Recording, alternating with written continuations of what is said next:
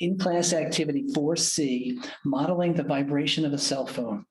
1, without graphing, identify which of the following functions have identical graphs, except for a horizontal shift of 1 unit.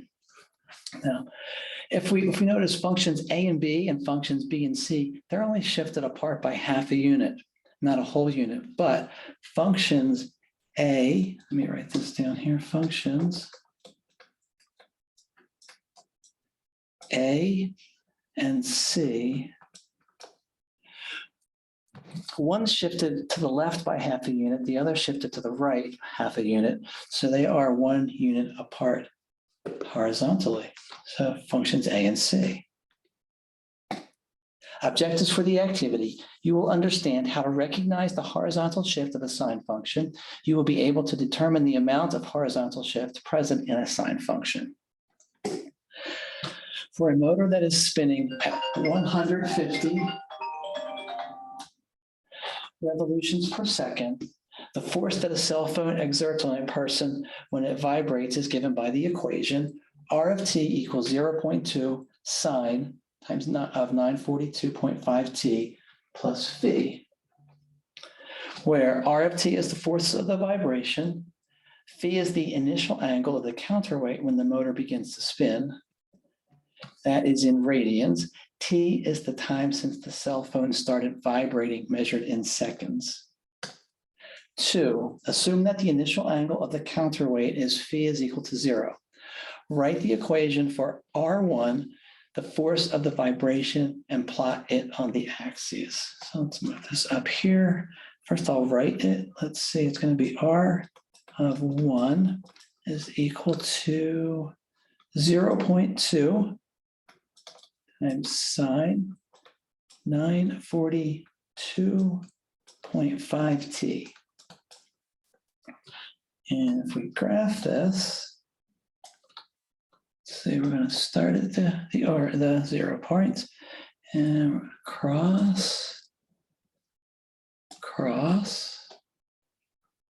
cross the axis.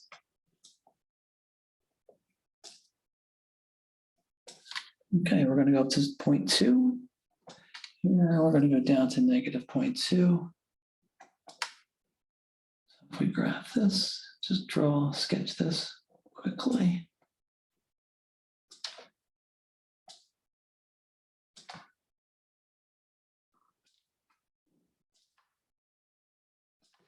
And then one more time.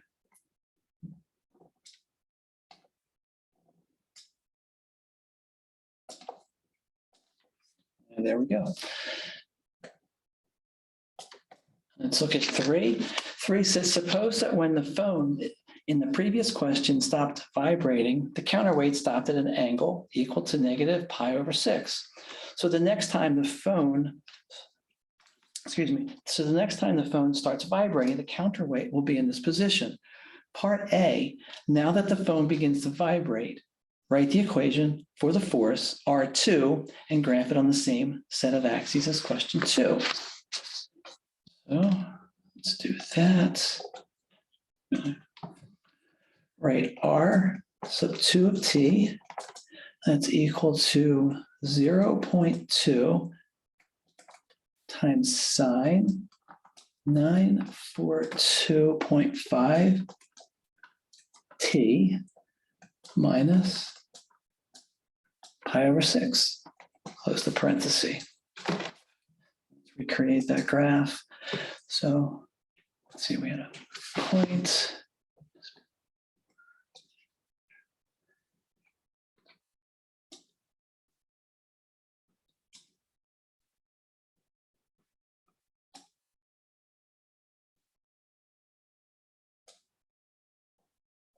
Okay, so it's going to recreate the graph that we just worked with.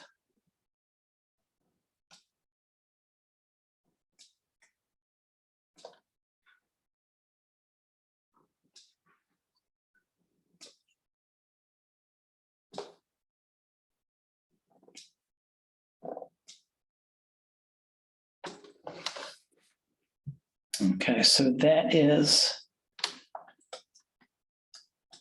R sub 1. Let's use a different color. I'll just use red. And we're going to model the shift. So I'm going to look here. I'm going to cross. I'm going to cross.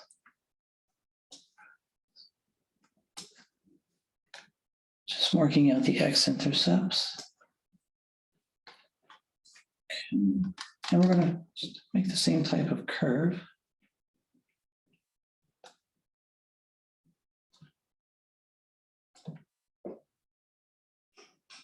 Oops, I could do better than that.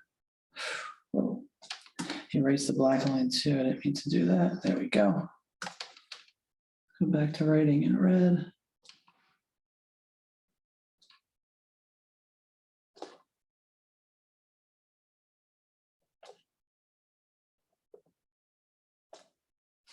So there we go. And the red is R2. So it says for part B, describe in your own words how R2 is shifted in relation to R1 and the value of the shift. So let's see, 0.2 times sine 942.5 t minus pi over 6, and that's close to being equal to 0.2, that's a decimal point, and then times the sine of 942.5 parenthesis, and I'm going to write this on the next line. So I'm going to copy exactly what I just erased there. So we have more room, and that was approximately equal to 0.2 times the sine 942.5, and then t minus 0.524 over 942.5. Two sets of parentheses at the end there, and 0.2 times the sine 942.5 t minus 0.0006.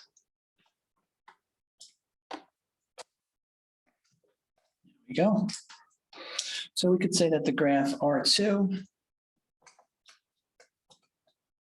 is shifted to the right.